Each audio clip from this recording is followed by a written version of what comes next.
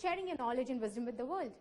So you're jack of all trades, 2 to 3 odd things which you're very good at, 2 or other things which you're fabulously good at, and your killer expertise, whatever it is.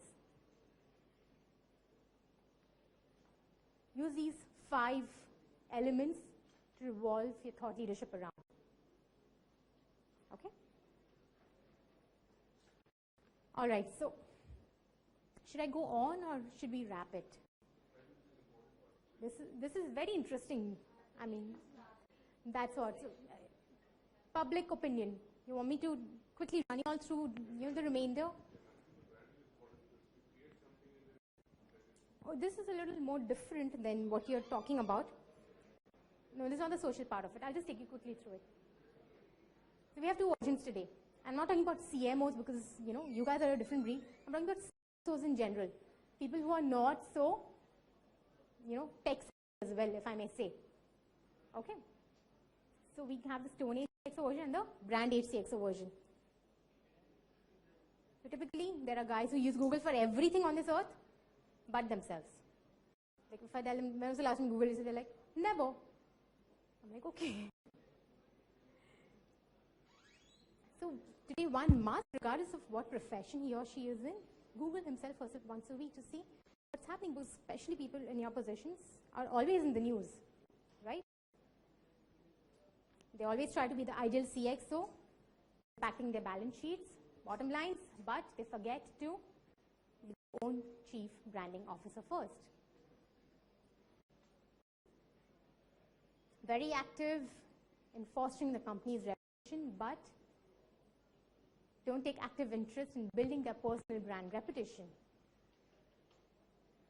Very keen on knowing employees better, assets of the organization, but not very active in growing themselves, knowing themselves and hence growing themselves. Strategy masters for balance sheets, but not very active in personal branding. Our mundane routine, day to day, करना है, चलो कर लेते हैं, करना है, कर लेते हैं. Same old do, but don't really do the new.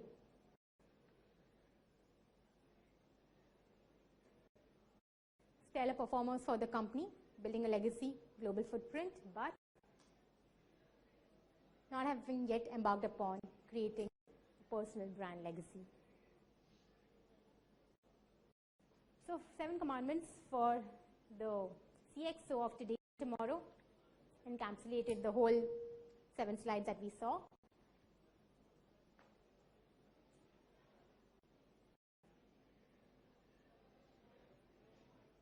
As marketers, research is everything for you all before doing anything and everything.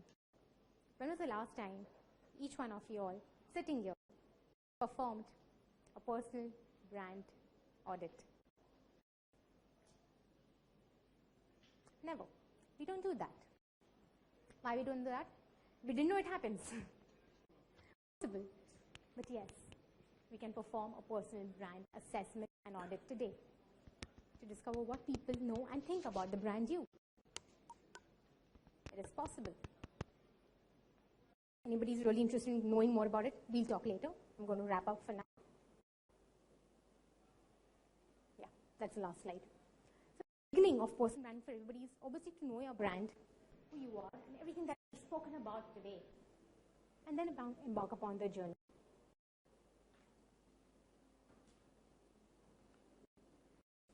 Any questions? It's a starter kit which I've shared with everyone today.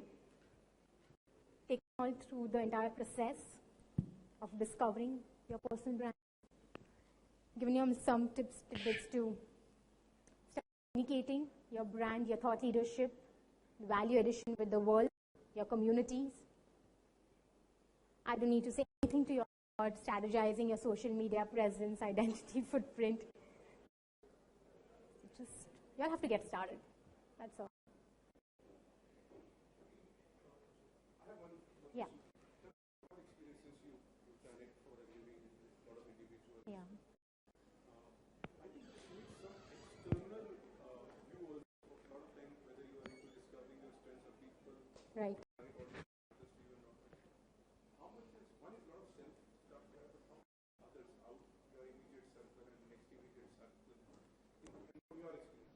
I'll tell you.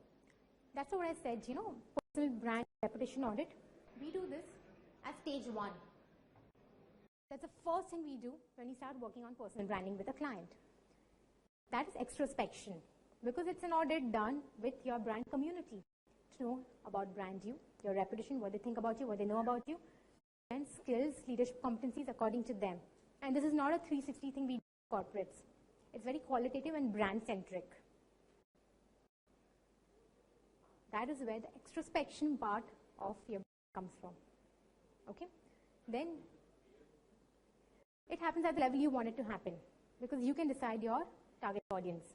It could be your colleagues, could be your clients, friends, seniors, colleagues in terms of juniors, anybody and everybody, family, relatives, anybody. Because many times it's different with different people. It is an anonymous feedback which I take from them.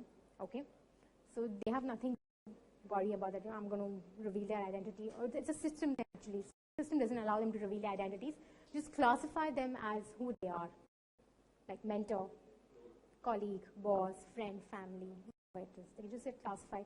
Why we get classified is because we have categorical analysis of this community thinks this about the brand you, this community thinks this about the brand you. Then we have another comparison, your personal brand assessment, which we do as a part of your brand audit, vis-a-vis the external brand perception feedback which comes in as a part of this entire audit report. And then a report is generated, which is like a 30, 40 odd page report depending on how many respondents you've sent it to. And then we break it down section by section. That's the first step that we do. That's where the extraction comes in. And then we embark upon this journey, whatever we discussed today, the introspection bit. What brand you is for you. And then we move on to creating a communication strategy on how to best communicate your brand, what to do, where to do, in front of whom to do, how to add value using the thought leadership pyramid.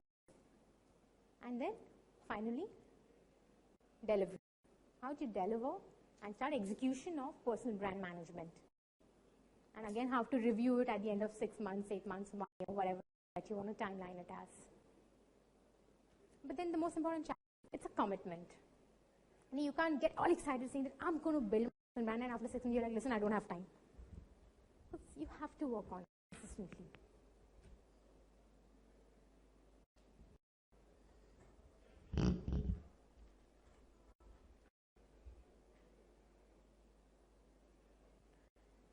Wow, is everybody awake? I've kept you all awake, right? In the deep thought is okay. I hope so.